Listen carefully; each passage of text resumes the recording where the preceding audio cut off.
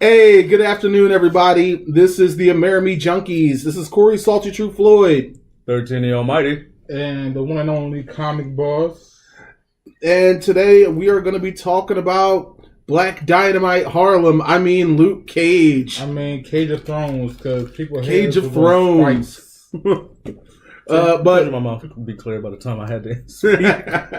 But before we get into that, I just want to go over. We're going to talk about a few things that happened throughout the week. One of the things I want to talk about, the live-action Sonic the Hedgehog movie that I really thought wasn't going to be a thing. Now it's becoming more of a thing. Jim Carrey's playing Dr. Eggman? Yeah, Dr. Eggman or Robotnik, because calling him Eggman just, I don't know. That was just so fucking weird to me. I think that's weird to Sony as well. That's why they got rid of it. It's called him Dr. Robotnik. So Sony's fucking weird. I never knew that this was a thing, but can I be the live action Professor Farmworth? I don't want to live on this planet anymore. Yeah, it's like don't get me wrong. The last two live action movies based off video games actually weren't that bad. I enjoyed Tomb Raider. They're getting better. I also enjoyed. I really did enjoy Assassin's Creed. And the funny thing is, there is a sequel to Assassin's Creed coming out. Was Tomb Raider a game first? Yeah, Tomb Raider was a game first. And then they rebooted it, and now it's been turned into a... Then there was the films of Angelina Jolie. You didn't play the original Tomb Raider when she had the triangle boobies and she was shooting dinosaurs with guns? No, a lot of people like playing them, but hated playing them. To be honest, I love the original Tomb Raider. Those puzzles were a bitch. To be honest, I had access to actual porn, and I was too busy ruining friendships on Mario Party and Mario Kart. First off, when Tomb Raider first came out, there was no Mario Party. Yeah. Yeah. That was Nintendo 64 was barely a thing. I'm younger than you, Fox. Kids today don't know shit. Young whippersnappers. Speaking of more sad news. I guess we all grew up because you can no longer be a Toys R Us kid.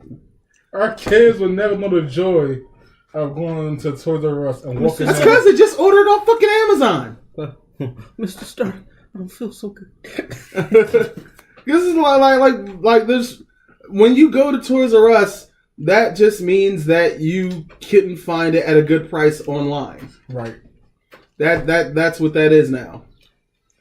Pretty soon there ain't gonna be no more GameStop. Oh yeah, well I mean GameStop is last week they said they were gonna start selling comics. And now they're trying to they're putting themselves in the market to be bought out. Yep. And I'm just like, I guess they bought Think Geek, thinking that was going to help their shares. Think Geek isn't bad. Think Geek's not bad. I love Think Geek. I love Think Geek. The problem is all the time. The problem is, one, they don't put their merchandise up properly in the stores. The lineup isn't great. Hey. Yeah, they don't show the merchandise off right. It's just a really weird setup, and I feel like they expected the financial makeup to happen instantaneous. It doesn't fucking work like that. And people just got a bad taste mouth from GameStop when you trade your games in and they rape you. Like one of the biggest problems with Think Geek is being related to GameStop. Yeah. It sucks to be an employee there. I used to work at GameStop. This shit fucking sucked. Like, especially if you're a gamer, don't work at, like, if you're not a gamer, then you can work at GameStop fine because you don't have any expectations. But like, when you are a gamer and you want to work at GameStop, you expect it to be like a kid going to Disney. Like, let me rephrase it. It wasn't horrible for me because it was just a part-time job. Ironically, I worked full-time, like 2 stores down at Applebee's. But it was just like, what bothered me the most, I think, was one of my coworkers. Because he was just like the worst person imaginable. He was just like his customer service is absolutely horrible.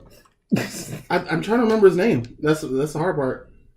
But I just remember he would He was the dude that would say a lot of off the fly shit that would definitely get your ass kicked. Right. And it was like he would say this, he would be saying this shit about customers, I'm just like, that's some fold-worthy shit. Right? And it's one of those, things where like, notice you said it low enough that they can't hear you, bitch. Like, go ahead, chest. What motherfucker?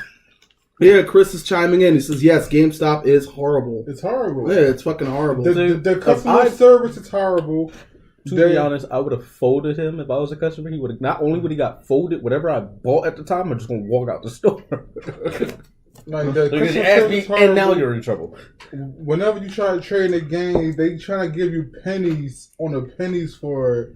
And now it's like this, in this age of revolution, you can literally go to Amazon or eBay or almost anywhere else now to get your games and your geek stuff. I mean, granted, I love ThinkGeek. I loved them long before GameStop bought them, and I still buy stuff off of GameStop. And we love ThinkGeek, even despite our interviews. So it makes it look like we're just saying it for business reasons. I'm about to say, let's be clear. Which is on YouTube.com. Oh, my room about to be lit because of ThinkGeek. But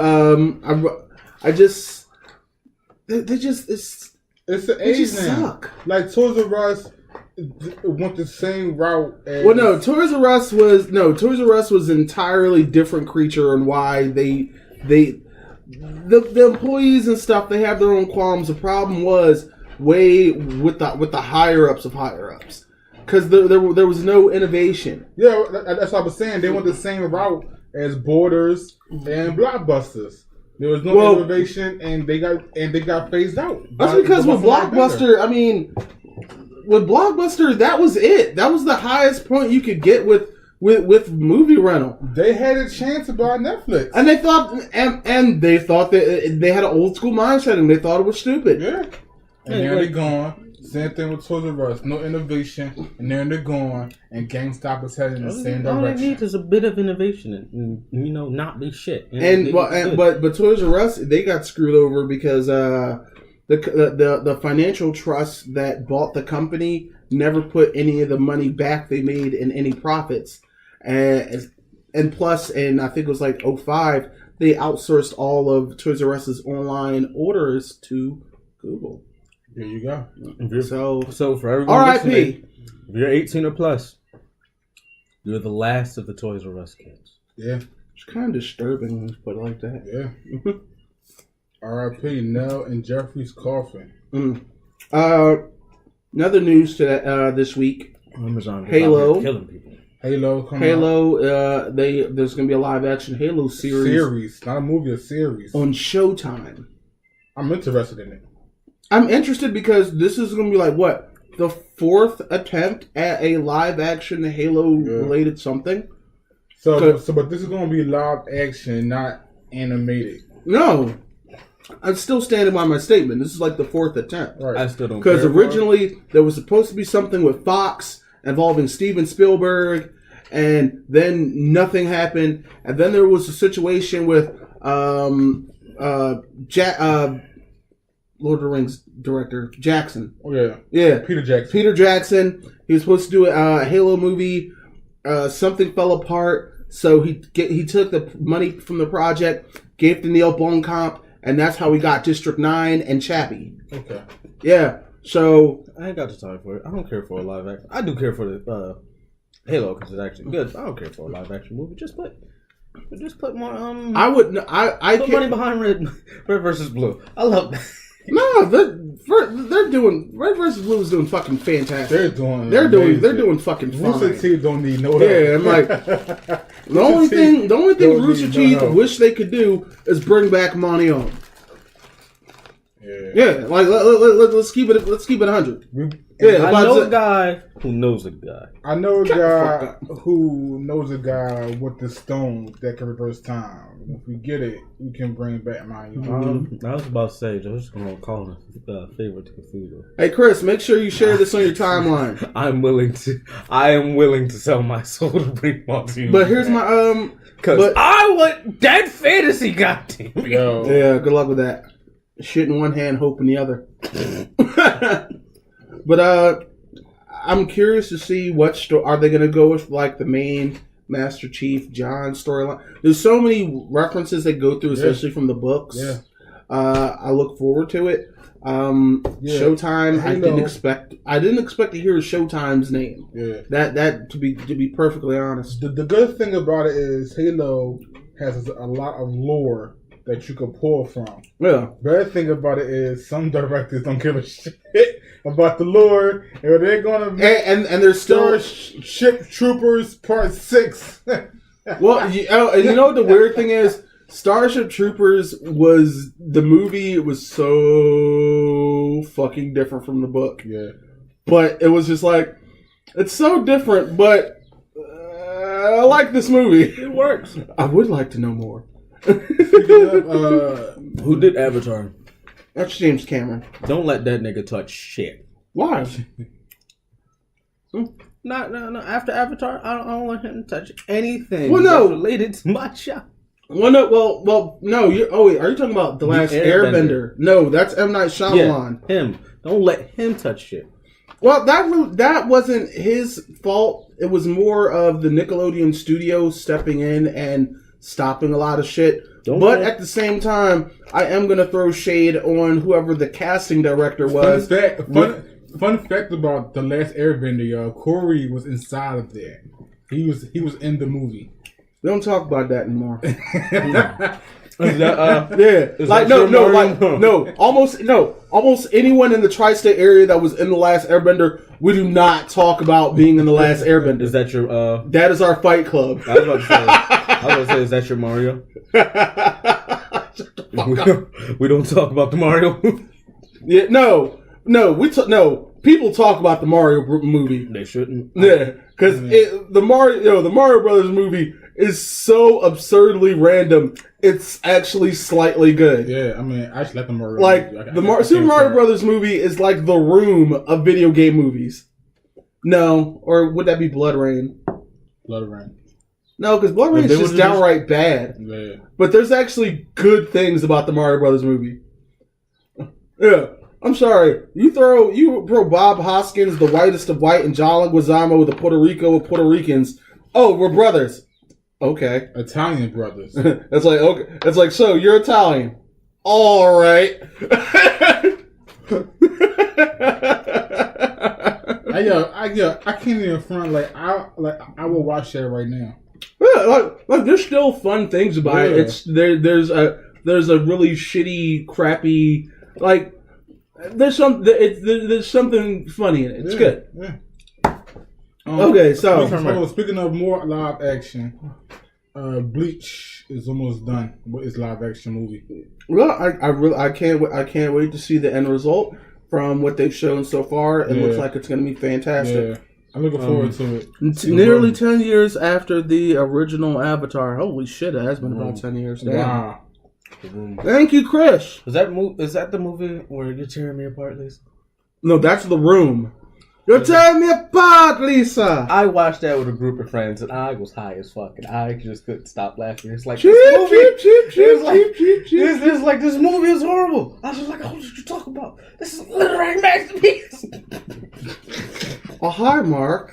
What are you talking about, 13? Lisa's tearing him apart. Oh, it's so. You know, it was a great piece of work on YouTube. My Immortal. Oh God. Comic Boss. Have you ever heard of My Immortal? No. God. Oh my God, you need to watch it. Can't. But it is a fanfic of Harry Potter made by some random 17-year-old girl. So today, before we shut the podcast, we was over at Tattoo Moms, and we was at the Philly Podcast Festival. I almost died. And Salty Truth and 13 Year Almighty did some competitions. They got some. They weren't even competitions. These were like just little fucked up mini Fear Factor games, right? And they both won their prizes. Like 13 Year Almighty, he had this donut challenge. There were like two donuts on a plate. One was like, well, they both were powder donuts. One was cream filled, and one was filled with kids' toothpaste. And he had to pick one and bite into it, and sadly, he came up minty fresh with kids' toothpaste. But on the plus side, he got a $20 gift card to Dunkin' Donuts. I'm a savage. Even after I bit into it, and tasted and he kept eating it. He kept eating the donut. Cause it's like, well, it's like, well, I need to be minty. Toothpaste. So like, it was like some bubblegum flavor. You hear me? Yeah, it was like some bubblegum flavored. Yeah, that's what the kids have these days. And it was much better than the fucking chip. Oh, I ate like 4 or 5 of those. Yeah, he did this other competition eating these ghost pepper chips. Not that one official super hot chip, but it was like a bag of them, and he's going against the artist we interviewed, Josh, and Josh is just like you slowly see 13 like slowing his pace. He's like, I can't. So at any moment, at any moment, his sphincter is gonna just start shooting hot lava shit, and he'll be gone for the rest of the day. And Salty Truth had I think I had the easiest challenge. He had jelly beans. He had the jelly bean challenge. There was like this weird jelly bean challenge. It was like they had these good tasting jelly beans and these really shitty tasting jelly beans all in this batch, and they all look the same.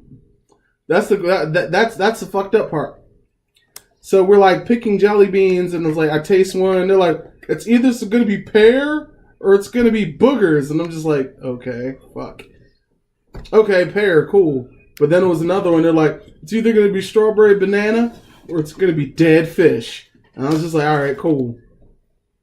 Fuck, dead fish. It was dead fish, and he was tasting dead fish for like 10 minutes after. That shit was horrible. You had an interesting life, so I'm pretty sure that's not the first time you tasted dead fish.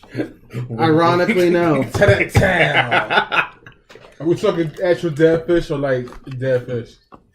Anyway, today we're going to be talking about talking about season 2 of Luke Today's Cage. episode sponsored by Hygiene. You don't need toothpaste donuts before you eat dead fish. Good lord! But today we're going to be Today we're going to be talking about Cage of Thrones. Luke Cage the season Harlem 2. Sensation versus the faking Jamaican. Why you gotta be the faking Jamaican? Because Mustafa Shakir is not Jamaican. True, but it was a very believable, legitimate performance. He was. Yeah. I actually thought he was Jamaican until I seen his interview on Sci-Fi. I was like, that bastard lied to me. He's not fucking Jamaican. No, he didn't lie to you. He just showed you that he's an actor. Damn that. I believed in him. What you thought? What you think Chadwick Boseman really walks around with an African accent? No. That boy's from the South. But when he's in Wakanda, he's an African king, goddammit. And when Mustafa Shakir is running around Harlem doing capoeira on people, right? He has some serious moves on him. He got some serious moves. You should have brought the boy home, Drake. Yo, right.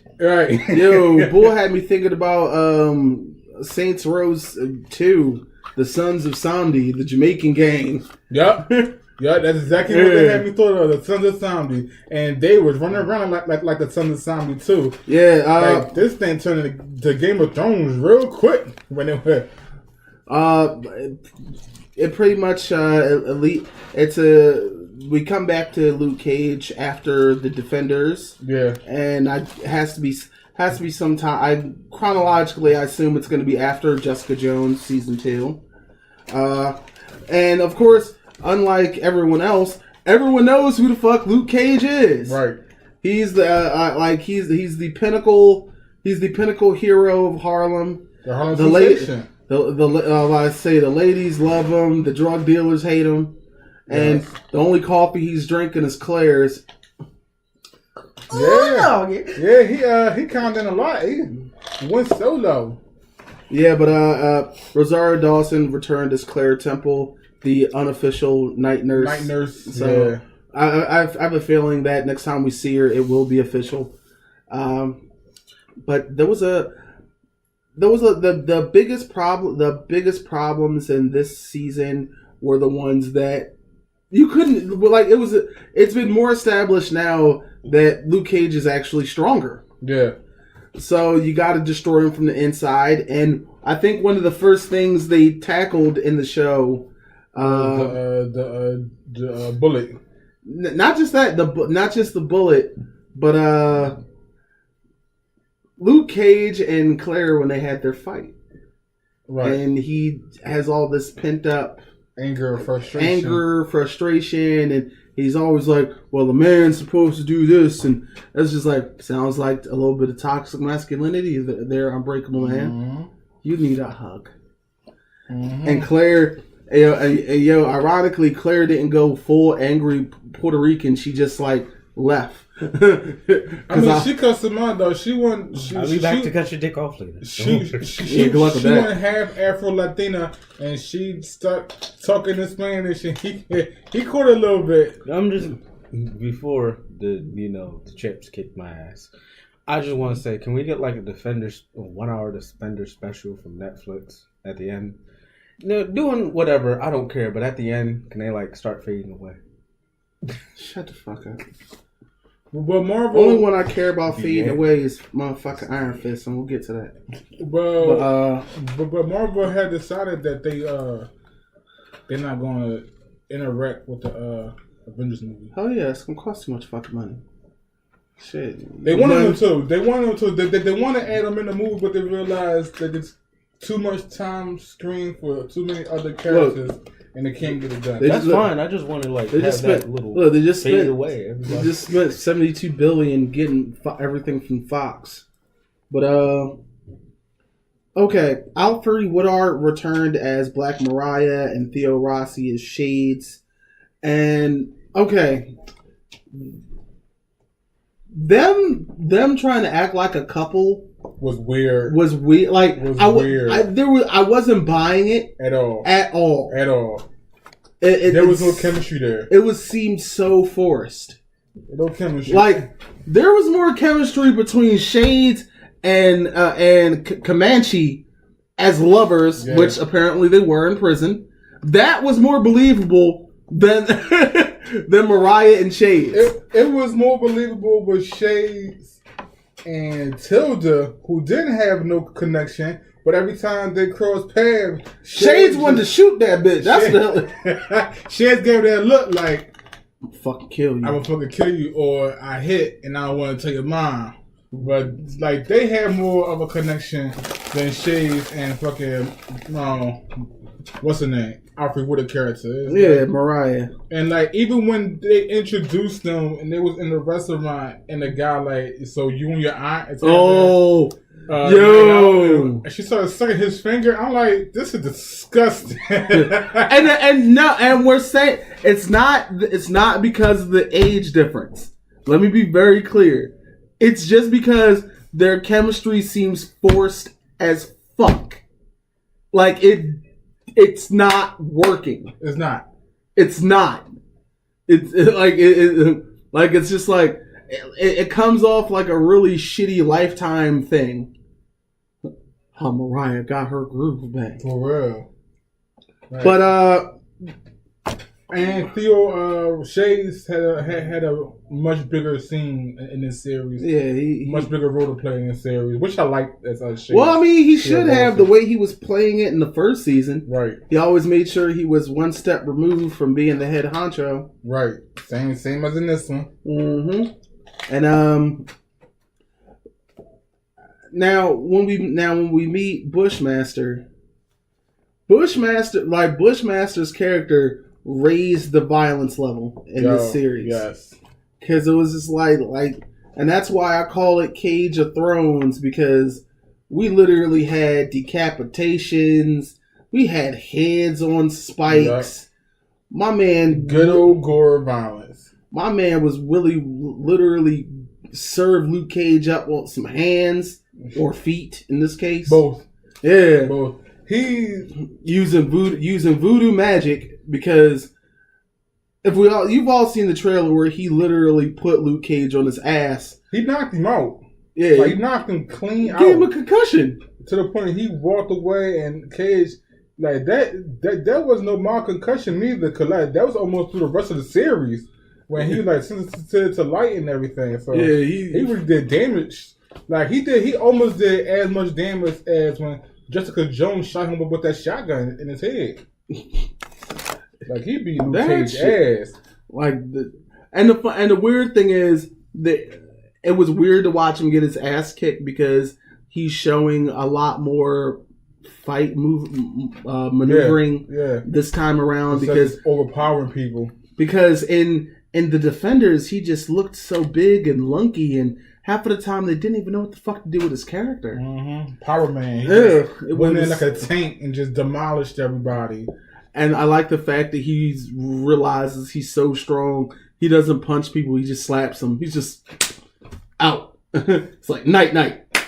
Yeah, we got to see him become the hero for hire in this one when he tried out for Nike and to be like a sponsor or ambassador for him. Yeah, okay. Now that scene was cute and all, and with the help of the new character DB, DB, who was in the first season, he was the dude in the street selling tapes of the Avengers attack, like on bootleg. Yeah. But then he was trying to run the combine and get. I was like, a sponsored superhero. It's just so fucking weird. And the most cringe-worthiest moment was when Luke Cage fucking dabbed. Yo, when he beat the Colombian guy up. And who shot him with the Judas bullet when he realized that his skin is even tougher. Yeah. So the Judas bullet don't even phase him no more now. And he's like, I'm Luke Cage. You know where I'm at. And when he did that, I was like, what is happening?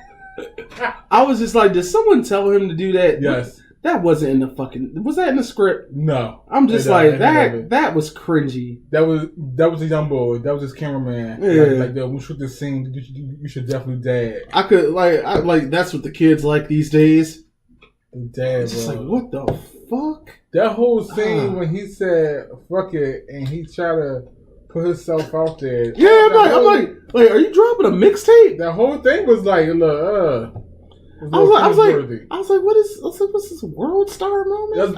Yes, that's exactly what it was. It was a world star moment. And then he did get a world star moment, getting dropped by Bushmaster. And you got weird cameos like Stephen A. Smith's bulbous head ass talking about Luke Cage. I have a love-hate relationship with Stephen A. Smith just because sometimes he there's outspoken and then there's just shut the fuck up. Right. And a lot of times he walks into the area of shut the fuck up. Right. But I digress. Bushmaster attack was as strong as Jessica's. He said it, yep. Yeah. Thanks, Chris. Yeah. Chris Frazier said Bushmaster's attack was as strong as Jessica's shotgun blast Luke's head. Yeah. And it was like then where the app? You want to talk about the app? Huh? The app the Hero app. I was just like, okay, I want to say that's a stupid idea, but in today's in today's social media society, that's not even a far-fetched thing. Not at all. I was just like, yo, it's really not. Yeah. So I was just like, oh, I could see that level of dumb shit transpiring. Yeah. It just, it shouldn't. Yeah. But there you go. I did appreciate Luke's father, James Lucas, played by. I wrote his name in our blog this week. That was his last acting performance before he passed away. Oh, he passed away? Yeah, he passed away. Yeah, he passed away. He actually passed away earlier this year. Oh, it's not. I believe it was January. Oh, it's not. But He was strong in that. Yeah. Well, I mean, he's always been a great performer. Yeah. My personal favorite is when he was assistant to the mayor in the 4th season of The Wire. Yeah. And of course, all of his short but poignant moments on the first 3 seasons of House of Cards. Because he was the guy who had the barbecue. The barbecue, yes. Yep. Mm-hmm. Yep. So it was real. I think it was really great performance by him, especially with the conflict between him and Luke. The way it came to a head. Carl Lucas. Then the piece afterwards, it was really good. Now, one of my favorite episodes. This is gonna be interesting. Is a surprise visit by Danny Rand. Yep, Iron Fist. Yeah. Because I personally fucking hated Iron Fist. It was a really shitty, drugged out, horribly choreographed, rushed show, and it was like, and every fight scene he was in was absolutely horrible. Yeah, it was just a fucking train wreck. And after talking with our good stuntman friend Muhammad J. Ali, it was just as bad as it looked. It was just like, it looks like he just learned it. Oh, yes, probably because he did. Who was a stuntman on Luke Cage season 1? He's also, and he was also in this season as well. Was he? Yeah. When Bushmaster came into the Jamaican guy's house, and he did that vicious roundhouse kick. Yeah. That was Mo getting dropped. That was. I gotta go back. I gotta go back and see that now. Oh man. Yeah. But it's the mask. Wait, what do you mean the mask? Yeah, it was trash. Yeah. Yeah.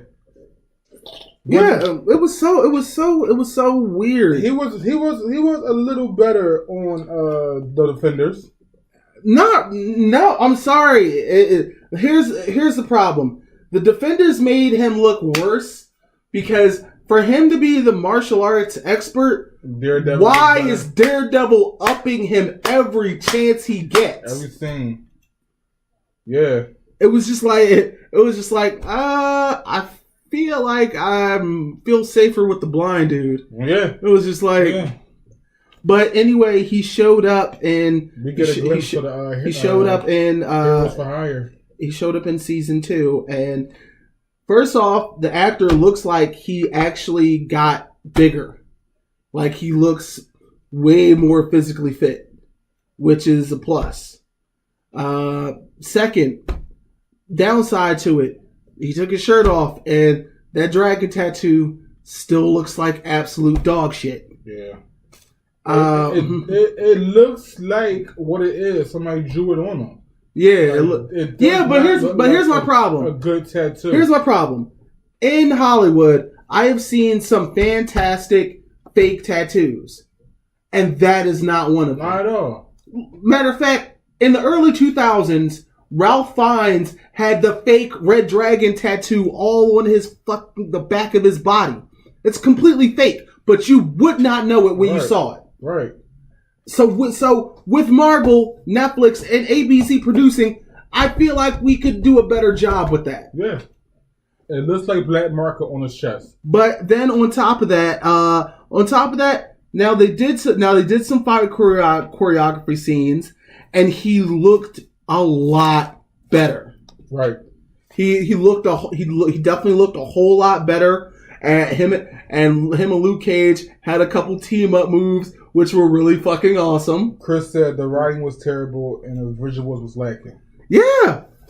Now on the other side of it, because we haven't gotten to it, we had some very strong female presence in this season. Especially very beautiful, great but brief hits of Colleen Wang. Claire Temple was only in a few episodes, but a lot of it was Misty Knight. Misty Knight. So I mean, I don't think Marvel's going to do it, but it looks like they're gearing up for Misty Knight and Colleen Wayne to become that superhero duo. Yeah, why not? In the comics. Why not? Why not? I mean, I have a strong feeling that if the second season of Iron Fist is absolute shit, they're literally going to be like, you know what? We're going to just have him doing his own thing. We're going to get rid of that show and replace it. Yeah, like what Missing Night? Because I feel like with the way they set up these side characters, they could easily set them up for their own shit just in case. Yeah. But then that raises the great question: would they even be able to make another show on Netflix with I think it's supposed to be happening by the end of this year. Disney is supposed to have their own streaming app. Yeah. So we don't know how those relationships are still going to be working out. A lot of so from what I read, Marvel said that they're going to keep the Defenders on but there won't be any newer. No one newer. No. Yep. Okay. No newer shows. So if Misty Knight and Colleen Wayne get their own show, there's no guarantee it will be on Netflix. It could just as easily appear on Marvel streaming service. But or on Hulu, which fucking Marvel own that. But that would be detrimental to what they've already set up. Yeah. That would be they'd be pulling a DC move. Chris said, "Look at Blind Spot text. They look awesome." Oh yeah, the girl from Blind Spot. Yeah, that's another great fucking example. Thank you, Chris. Yeah, her tattoos look amazing. Yeah. All fake. Yeah. They need to get whoever that artist from Blind Spot need to hop on that that's supposed dragon tattoo. But you got to hear the actual Easter egg when Luke Cage was saving Piranha. He said, "You suck at this hero for hire job." I'm like, "Oh, they said it. Thank you, everybody. We go home now." Not only that, but before that even went down, we had another great musical guest of Ghostface Killer. Another member of the Wu-Tang Clan. Ghostface looking young. I'm looking like this. Yeah, Ghostface looked Ghostface. Yo, Ghostface looked like he rewinded the time a little bit. He must have got a hold of a new Shea Butter Connect. I like that. The music was great this season, but on point. But it was not as much of a driving force as it was in the first season. Right. The musical numbers here, they felt more like intermissions or like setups to the next scene. You know what I mean? Mm-hmm. Chris confirmed it. Disney had to produce their own content, but no new series on Netflix going forward. Yeah, at least for now. Yeah, so we'll see. Yeah, for now. We'll I mean, but they can go on Hulu because Disney now owns Hulu. Yeah, it would just be one of those things where it'd be kind of weird because there's too much established world for them now. Yeah. So I don't even know how that would fucking work. I mean, that's why I'm so glad the Runaways is all the way in the fucking West Coast. So they can do their own storylines and not even have to make references to what happened in New York. But Bushmaster was our Jamaican Killmonger. Yep. Because at first we thought he was there just because he hated Mariah and his family, but her family. But we found out why. She literally killed his family. She her grandfather or uncle or whatever you want to call that, and her grandmom killed his family over rum and Harlem's Paradise. And he has grievances. Yeah. I couldn't really argue with it. He has grievances, so he wants to burn it all down. Yeah. I mean, I like how they did his character. He wasn't so much as of a villain. He just came to. He was just savage. He was. Same as Killmonger. Yeah. How he went about things. Fuck. How he went about things was wrong. But like his uncle said, like if you just came to kill Mariah, I get behind that. You're destroying Harlem. You're just destroying New York. Over somebody you could walk up on and kill her. Like, same as Killmonger. His actions about it was It was horrible. Yeah, but then Mariah decided. Mariah, the whole season, was trying not to go gangster. It was like she was trying to do these insider trade deals to go legit. Yeah. But then when she did the fucking massacre at the damn restaurant, I was just like, "Well, damn." That's why I was like, "Yo, this Cage of Thrones is crazy." That was their red wedding. Chris said, "Hopefully that purchase goes through." I don't see nothing else that could stop that deal from Fox What? and Disney. It's done. Happening. It's done. It's done.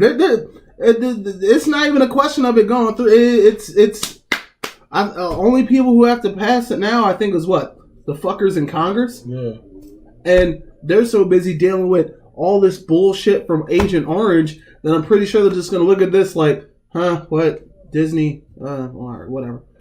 Anyway, about these immigrants. Right. All you got to do is throw them old racist men a check and... A check, a bottle, a case of whatever they drink, and show them incriminating photos they have on them. And I'm pretty sure the Mighty Mouse has those. He has it on all of us.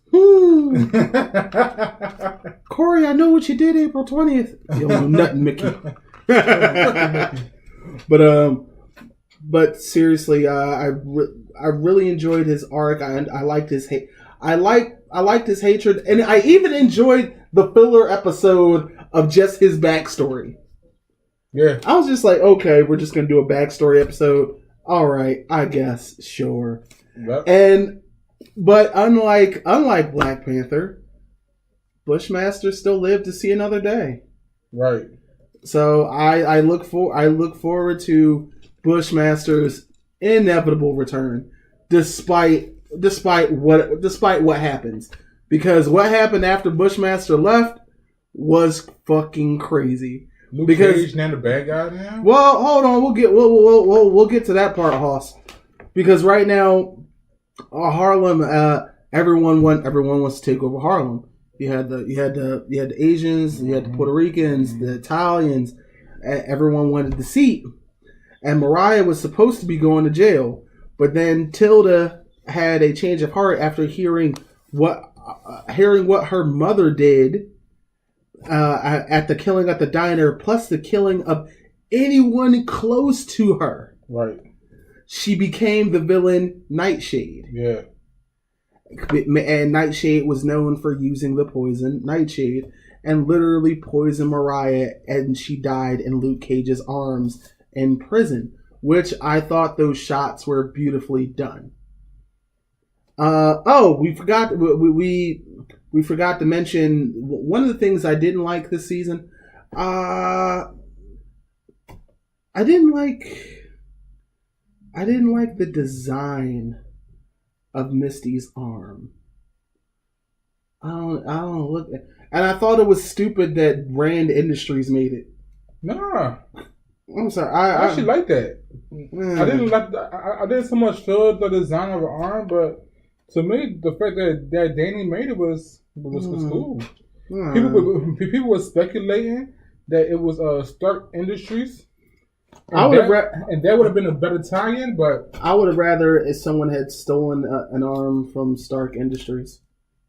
Yeah, I mean, like Misty. A lot of stuff got lost during that alien invasion. Yeah, and like this actually came out of their R&D department. Yeah. I could program it if you want, and that would have been that. But that's me nitpick. I'm nitpicking. But when it came down to it, I like the fact that Luke finally realized that Mariah was not lying about one thing. Harlem needs a king. Mm-hmm. It's like so someone was going to have to sit in that chair, and Luke realized that it was going to have to be him. It was just like, yeah, you're going to have to become the bad guys you've been beating around. Pretty much. Just to keep Harlem safe. And that's why I like the kid DW was like, he drew a line. He was like, no, man, I can't. He was like, look, you can't even be here anymore. You can't be at the barbershop no more. He was like, fuck out of here. What do you call him? Luke Corleone. Oh!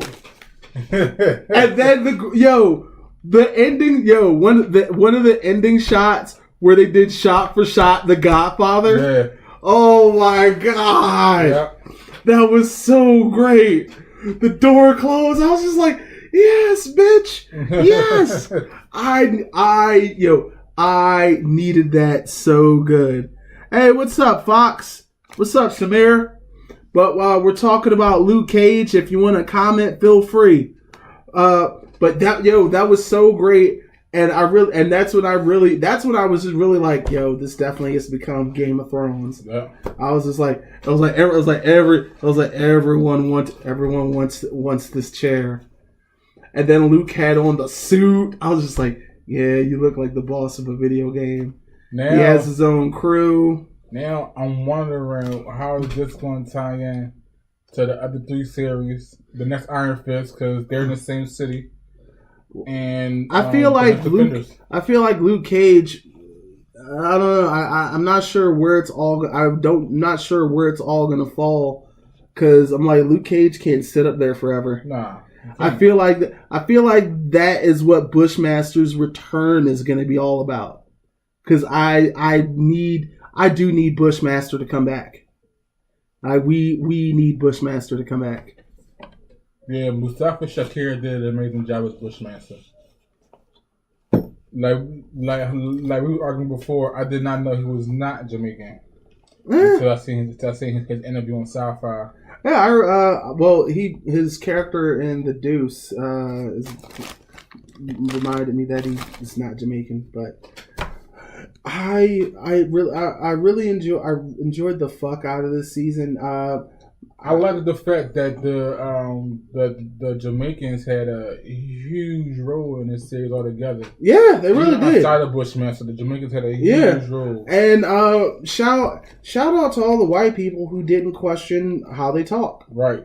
Because I was waiting for that. Shout out to whoever handled the subtitles for Netflix, because they actually did a better job than I thought they would when it came to the way they talk. I did not have subtitles on. I put it on just to see how it's. I questioned it because I was like, I just want to see, because I've never seen Rude Boy or Shada's available on Netflix, right. That's why I said I was shocked that Jamaicans had such a huge role.